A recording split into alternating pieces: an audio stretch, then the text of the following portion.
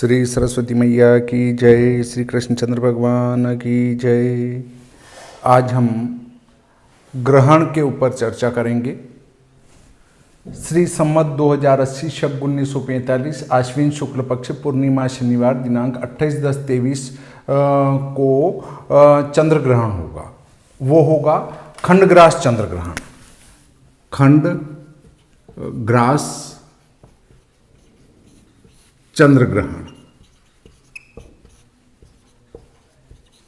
इस चंद्र ग्रहण का सूतक दिन में 4:05 से लगेगा। इसका स्पर्श रात्रि में 1:05 पे होगा और मोक्ष रात्रि में 2:23 पर होगा। इसके संबंध में विभिन्न प्रकार के गोष्ठियाँ हो रही है। हर नगर में विप्रों की एक सभा बनी हुई है और वे इसके संबंध में निर्णय जारी कर रहे हैं। पंचांगकर्ता तो बेचारे कुछ जानते नहीं हैं, इसलिए अब हर नगर में एक विप्रों की सभा गठित हो गई है, कर्मकांडी की, सभी की नहीं। और उसमें पंचांगकर्ताओं को नहीं बुलाया जाता है, बस स्वयं निर्णय लेते हैं। देखिए, इस प्रकार का एक निर्णय आया है। शरद पूर्णिमा का पर्व 28 अक्टूबर शनिवार को है। इसी दिन चंद्र ग्रहण होने से शरद पूर्णिमा का पर्व नहीं मनाया जाएगा, निर्णय दे दिया उन्होंने। इसके कारण न खीर का वितरण होगा और ना ही भगवान की मूर्ति को स्पर्श किया जाएगा। इस दिन सूतक काल सायं 4-5 बजे से शुरू होगा। उल्लेखनीय है कि शरद पूर्णिमा के दिन चंद्रमा 16 कलाओं से युक्त रहता है और आसमान से अमृत की वर्षा करता है, इसलिए लोग इस दिन खीर बनाकर छतों पर रखते हैं और भगवान को भोग लगाने के बाद इसका प्रसाद के रूप में वितरण किया जाता है। ज्योतिषाचार्य जी ने बताया कि इस बार शरद पूर्णिमा वाले दिन आश्विन शुक्ल पूर्णिमा यानी 28 अक्टूबर शनिवार को मध्य रात्रि चंद्र ग्रहण होगा, जो भारत में दिखाई देगा।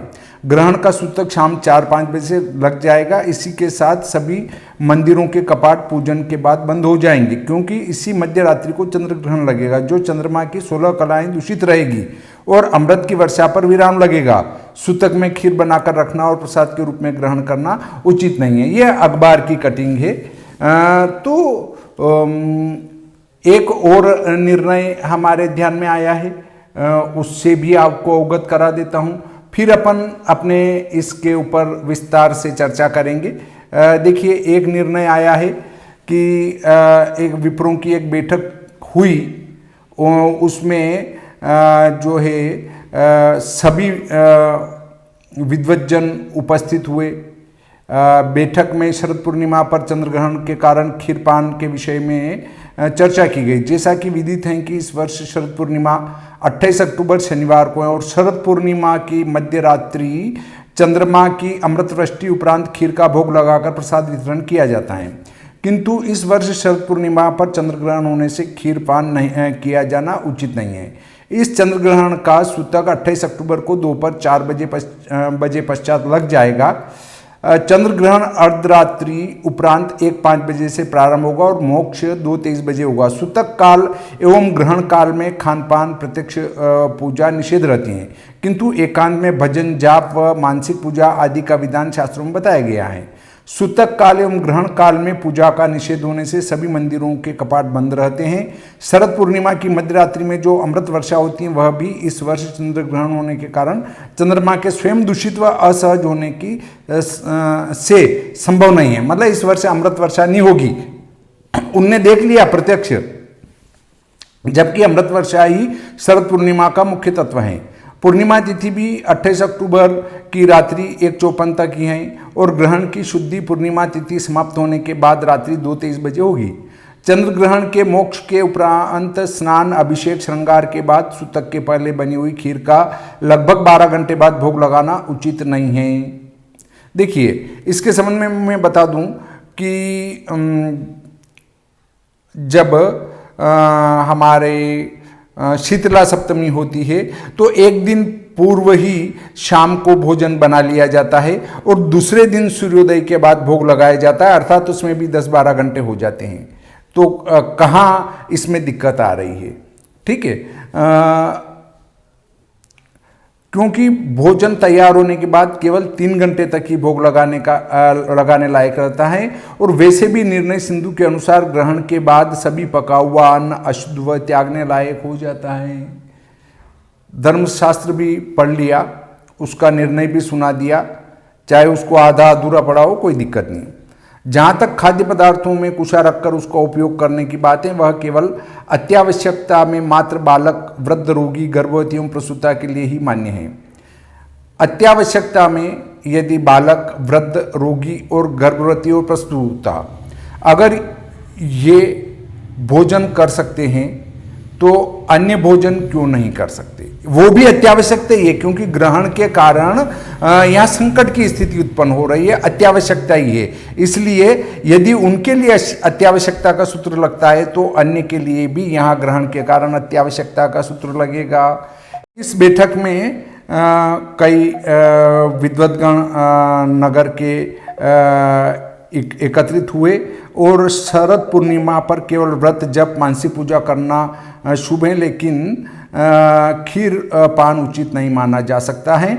ऐसा निर्णय इन विद्वद्गणों ने लिया है। देखिए, अब हम इस पर विस्तार से आपको बताता हूँ कि हमारा धर्मशास्त्र क्या कहता है।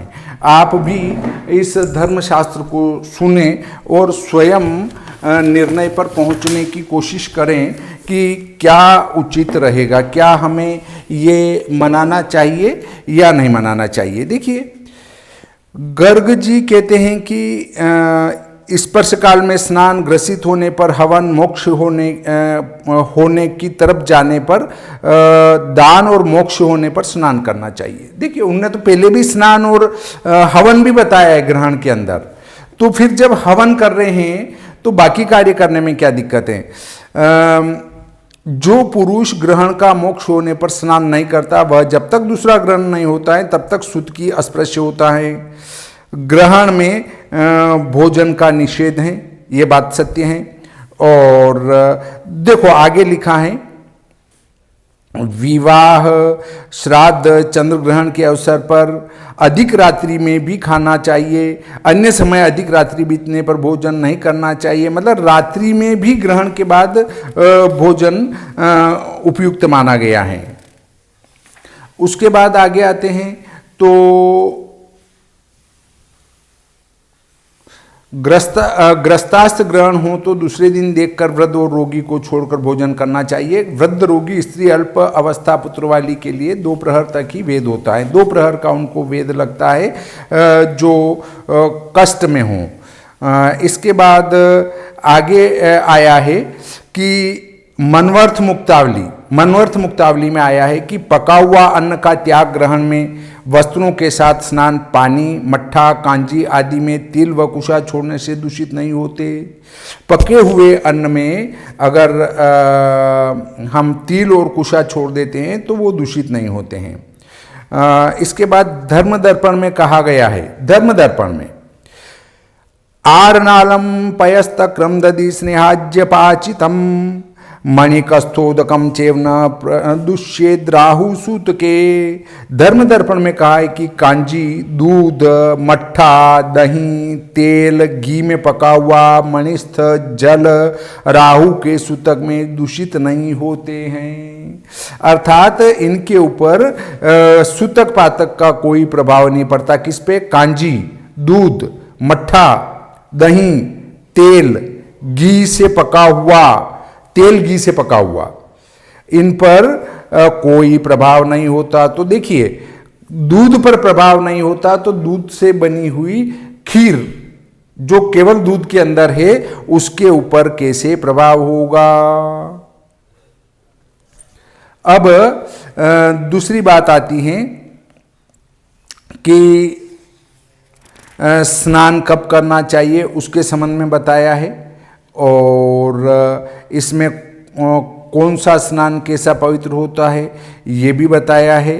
तो इनने स्पष्ट कहा है कि हम यदि दूध, मट्ठा, घी वगैरह इन पर ग्रहण का प्रभाव नहीं होता है। घी से या तेल से पके हुए सामग्री पर भी अगर सूतक का प्रभाव नहीं होता है तो फिर हम यदि ग्रहण का जो सूतक लगता है 4:05 के पहले, इसके पूर्व में खीर बना लें। खीर बनाने के बाद में या जो भी तेल या घी में पका लें 4:05 के पहले। उसके बाद उसको किसी कमरे के अंदर पैक करके रख दें, उसके अंदर कुशा डाल दें, तिल डाल दें। ये मैं नहीं कह रहा हूं, ये कह रहा है धर्मशास्त्र। तो उसके ऊपर सूतक पातक का प्रभाव नहीं होगा जब उसके अंदर वो रख दिए और रात्रि को 2:23 पर हमारा ग्रहण मोक्ष होगा, 2:23 पर। तो उसके बाद शरीर पर पानी डालने में मुश्किल से 10 मिनट शरीर पर पानी डाला, यज्ञोपवीत धारण करी, धारण करके पहले उन खीर और जो पकवान है उनको आप चंद्रमा की चांदनी में रख दें। रखने के बाद में फिर मंदिर की साफ सफाई कर ली जाए, भगवान को वस्त्र धारण करा के उनको भोग लगा के प्रसाद वितरित कर दी जाए। इसमें कहीं से कहीं तक कोई दोष उत्पन्न नहीं होता है। एक बात और आपको बता दूं, इसमें एक समस्या ये आ रही है, जब विद्वानों से चर्चा की गई तो भाई जो हमारी प्रतिपदा समाप्त हो रही है वो तो पहले ही समाप्त, मतलब पूर्णिमा जो समाप्त हो रही है वो तो पहले ही समाप्त हो जाएगी। फिर चंद्रमा अपने पूरे बल में कहाँ रहेगा। प्रतिपदा रात को 1:54 पर समाप्त हो जाएगी, रात्रि 1:54 पर हमारी प्रतिपदा समाप्त हो जाएगी। तो उसके बाद जब हम 3 बजे भी यदि भोग लगाते हैं तो वहाँ तो प्रतिपदा रहेगी। फिर हम प्रतिपदा में शरद पूर्णिमा का पर्व कैसे मना सकते हैं? जब विद्वानों से चर्चा की गई, ऐसे ही जो जिनने अपना बयान जारी किए, ये कह सकते हैं धर्म का निर्णय दिया, उनसे चर्चा की गई तो उनने बताया कि भाई प्रतिपदा आ जाएगी, उसमें शरद पूर्णिमा कैसे मनाएंगे। अरे भाइयों, मैं आपको एक बात बताता हूं कि यदि चतुर्दशी तिथि निशीथ के बाद तक हो, निशीथ तक हो, यानी वो रात्रि को 1:30 तक हैं, और दूसरे दिन तिथि का मान होता है सप्तवृद्धि दशक्षयः, 10 घटी कम होगी तो 10 में 2 का गुणा 20, 5 × 20, 4 घंटे कम हो जाएगी।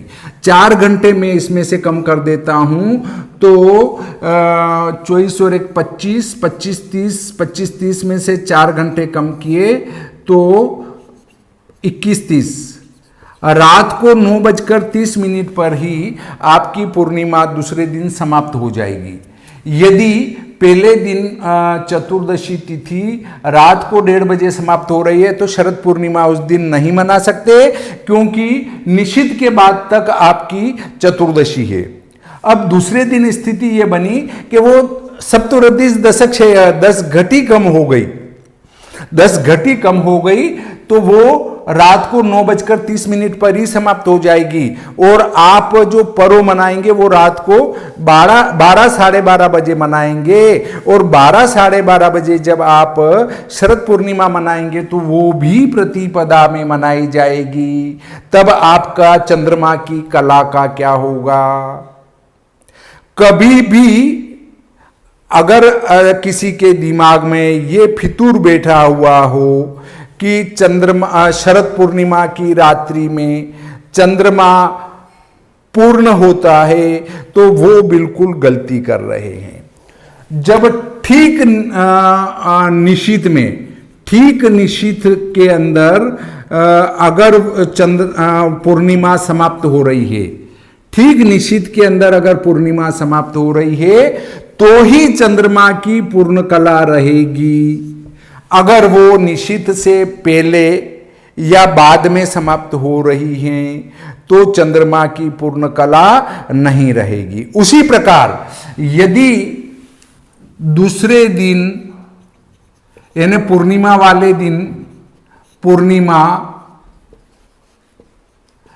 5 बजे समाप्त हो रही है शाम को, ठीक है, शाम को 5 बजे समाप्त हो रही है तो हम जो पर्व मनाएंगे, शरद पूर्णिमा का पर्व मनाएंगे, वो चतुर्दशी तिथि को मनाएंगे। चतुर्दशी तिथि को मनाएंगे तो माना वो चतुर्दशी तिथि शाम को समाप्त हो रही है 8 बजे।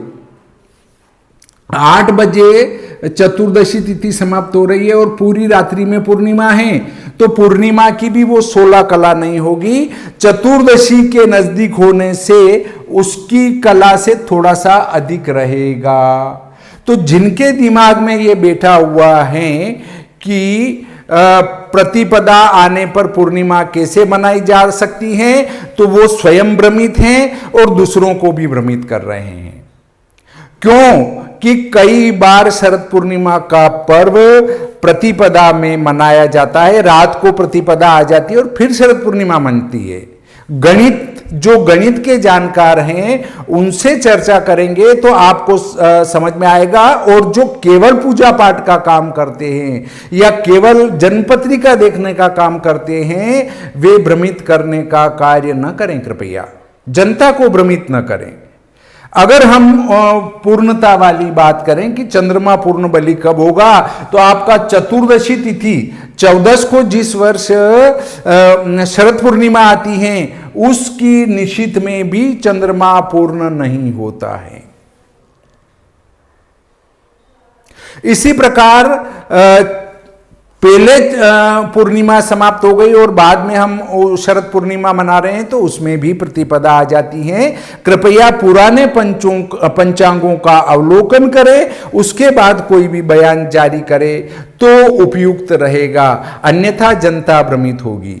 अब दूसरे कह रहे हैं चंद्रमा पीड़ित है, चंद्रमा ही मलिन है तो वो अमृत वर्षा कैसे करेगा। अरे भाई, जब ग्रहण का मोक्ष ही हो चुका है तो जो उसकी रश्मियां रुकी हुई थी, वो रश्मियां जैसे ही ग्रहण का मोक्ष हुआ अपने आप पृथ्वी पर आना प्रारंभ हो जाएगी। अरे भाई, किसी चीज को आपने रोक दिया, पानी बह के जा रहा है और उसको रोक दिया 2 घंटे के लिए, 3 घंटे के लिए, 4 घंटे के लिए, और जैसे ही उसका बंधन तोड़ेंगे तो सारा पानी बहकर उधर ही जाएगा जिधर उसको जाना है। तो जिस प्रकार से ग्रहण के कारण उसकी रश्मियां, चंद्रमा की जो रश्मियां रुकी हुई थी, वे जैसे ही ग्रहण का मोक्ष हुआ और चंद्रमा अपने बल से युक्त होगा और वो रश्मियां पृथ्वी के ऊपर छोड़ देगा। अब दूसरी बात आती है कि धर्मशास्त्र ये कहता है कि कर्म का लोप किसी भी स्थिति में नहीं किया जाता है। देखिए, यदि आपका फाल्गुन की पूर्णिमा को ग्रहण हो तो भी होलिका का दहन तो होगा ही होगा, चाहे सूतक लगा हुआ हो। तो जब सूतक के अंदर हम होलिका का दहन करेंगे तो उसकी पूजा करेंगे, उसके बाद दहन होगा। तो भाइयों, जब होलिका का दहन सूतक के अंदर हो सकता है तो शरद पूर्णिमा में क्या दोष आ रहा है? क्यों कि शास्त्र साफ कहता है कर्म का लोप न किया जाए। रक्षाबंधन के दिन यदि ग्रहण और दिन में सूतक हो तो भी रक्षाबंधन किया जाएगा, कर्म का लोप नहीं किया जाएगा। कर्म का लोप होने पर प्रत्यवाय लगता है, प्रत्यवाय अर्थात दोष लगता है। और ये तो हमारी माता बहनें भी अच्छी तरह से जानती हैं कि अगर किसी के घर में दीपावली के एक दिन पहले भी कोई जवान मृत्यु भी हो जाए तो आसपास के पड़ोसी या उनकी बहन बेटियां उस घर में क्या करती है कि दीपावली को कुछ भी मत करो भाई, इनके घर में दीप तो प्रज्वलित कर दो, क्योंकि इनके नहीं तो फिर ये त्योहार आगे मनाने के लिए मनाही हो जाएगी, मतलब फिर आगे ये त्योहार नहीं मना पाएंगे, रुकावट आ जाएगी। इसलिए इनके घर में त्योहार का दीप तो जलाओ। तो उनके घर में आस पड़ोस के या बहन बेटी दीप प्रज्वलित कर देते हैं, क्योंकि त्योहार को किसी भी कीमत में रोका नहीं जा सकता, उसको मनाना ही है, नहीं तो प्रतिवाय लगता है। प्रतिवाय का अर्थ है दोष लगता है। और जब हम शरद पूर्णिमा को नहीं मनाएंगे तो हमारे कर्म का लोप होगा, प्रतिवाय लगेगा, दोष लगेगा, जो कि गलत है। इसलिए किसी भी कीमत में शरद पूर्णिमा को तो आपको मनाना ही है। अब यदि हम कहते हैं कि यार ग्रहण तो लग ही जाएगा, उसके ऊपर घूम ही जाएगा वस्तु के ऊपर, तो फिर तो इतने फल हैं, फूल हैं,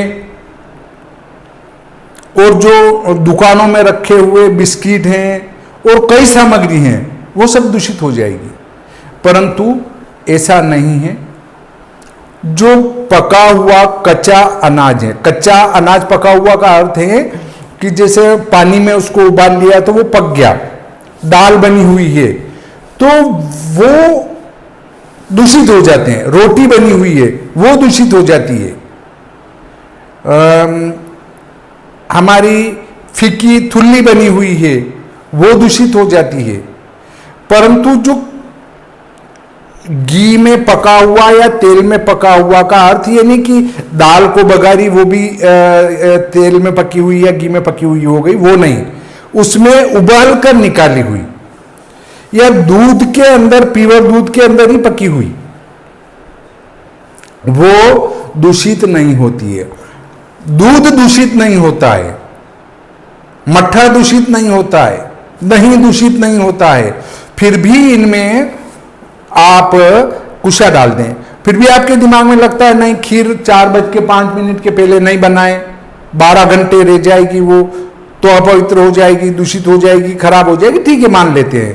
तो जैसे ही 2:23 पर ग्रहण मोक्ष होता है, मुश्किल से 15-20 मिनट, 10 मिनट में स्नान हो जाता है, पर 15-20 मिनट मान लेते हैं कि आप 2:45 तक स्नान से मुक्त हो गए। दूध आपके पास तैयार है, चावल पहले से तैयार है, भट्टी लगाई और चंद्रमा की चांदनी में बर्तन धो के न उसके अंदर दूध डाला, चावल डाल दिए, खीर बन रही है। इतने में भगवान के मंदिर की सफाई होगी और भगवान की को स्नान होंगे, उनके कपड़े पहनाए और फिर आप इतने में खीर पक जाएगी, खीर का भोग लगा दें। पर कर्म का लोप न करें। ग्रहण के कारण अमृत वर्षा में कोई बाधा नहीं आएगी। जैसे ही ग्रहण का मोक्ष होगा, रुका हुआ अमृत की वर्षा हो जाएगी। हाँ, अब आप कहेंगे साहब हमारे तो भगवान को श्रृंगार कराने में भी बहुत टाइम लग जाता है। बिल्कुल आप श्रृंगार कराएं, परंतु जब किसी कारण कोई व्यवधान या संकट उत्पन्न होता हो तो भगवान को केवल साधारण वस्त्र पहनाकर ही भोग लगा दे, उसके बाद आप स्नान कराते रहें, इधर प्रसाद का वितरण होता रहे। संकट के समय में मर्यादा की नास्ति होती है, इसलिए आप उस पर विस्तृत कोई विचार न करते हुए इस पर्व को मनाना ही है, नहीं तो प्रतिवाय लगेगा, कर्म का लोप होने का दोष लगेगा। और अगर कोई विप्र ये कहता है कि आप इस त्योहार को न मनाएं, शरद पूर्णिमा का न मनाएं, तो उसके लिए यजमान दोषी नहीं है, वह ब्राह्मण दोषी होगा और नक्षत्र सूची कहलाएगा। नक्षत्र सूची अर्थात शास्त्रों का विरोध करने वाला, और शास्त्रों का विरोध करने वाला सीधा नरकगामी हो जाता है। इसलिए किसी कर्म का लोप कराने की कोशिश विप्र को कदापि नहीं करना चाहिए। जब भारत में इतने पंचांग बन रहे हैं, 100 से 150 पंचांग होंगे, तो 150 पंचांगकर्ताओं ने शरद पूर्णिमा पर्व लिखा है, तो बाकी ये हर नगर की सभाएं अलग अलग निर्णय क्यों ले रही है, ये बात मेरे समझ से परे है। कर्म का लोप कभी नहीं होगा, ये पंचांगकर्ता अच्छी तरह से जानते हैं। और पंचांगकर्ता जब भी कोई निर्णय करते हैं तो अगर मेरे समझ में नहीं आया तो मैं अन्य पंचांगकर्ता से सलाह लेता हूं कि क्या साहब ये जो मैं कर रहा हूं उपयुक्त है या नहीं है, आपका क्या मत है। तो उनको भी समझ में नहीं आया तो 4-5 जने मिलकर फिर उसमें निर्णय लेते हैं कि नहीं ऐसा किया जाना चाहिए। और इस शास्त्र में यहां पे ये बात लिखी हुई है। तो इसलिए पंचांगकर्ताओं ने जो लिखा है सोच समझकर लिखा है। परंतु आजकल तो व्हाट्सएप, फेसबुक, यूट्यूब वालों के दिमाग में ये बैठा हुआ है पंचांग को फेल करना। अरे तुम जब पंचांग को फेल करोगे तो फिर तुमको कौन मानेगा। आजकल सामान्य जनता भी पंचांग को देख रही है और वो जब आपका ये अभिमत देखेंगे कि ये लोग पंचांग की काटने में तुले हुए हैं तो वे लोग आपको मानना ही बंद कर देंगे। पंचांग फेल नहीं होंगे, हम फेल हो जाएंगे। इसलिए कोई भी निर्णय करें तो सोच समझकर, विचार कर, पंचांग को देखकर करें।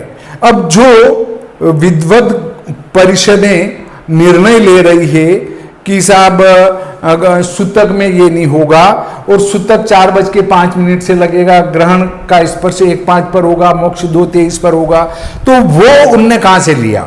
मान लो वो तो पंचांग की बात तो मान ही नहीं रहे, तो फिर ये चीज कहां से उठा के लाए। और अगर ऐसा उनको जानकारी सब है तो फिर एक पंचांगी अलग से क्यों नहीं निकाल देते। तो इस प्रकार के कई बिंदु हैं जो आपको पाप का भागी, दोष का भागी बनाएंगे और प्रत्यवाय लगेगा, कर्म का लोप होने का दोष लगेगा। और कई विद्वान लोग उसमें सम्मिलित हुए, परिषदों में कई विद्वान, जिनको कह सकते हैं कोई वेद का विद्वान है, कोई शास्त्री हैं, कोई आचार्य हैं और कोई कर्मकांड का विशेषज्ञ हैं। और ऐसे विद्वान लोग जब ऐसा निर्णय लेते हैं कि इस वर्ष तो हम शरद पूर्णिमा नहीं मना सकते तो बड़ा दुख होता है। इस प्रकार आज का ये प्रकरण यहीं समाप्त करते हैं। श्री सरस्वती मैया की जय, श्री कृष्णचंद्र भगवान की जय।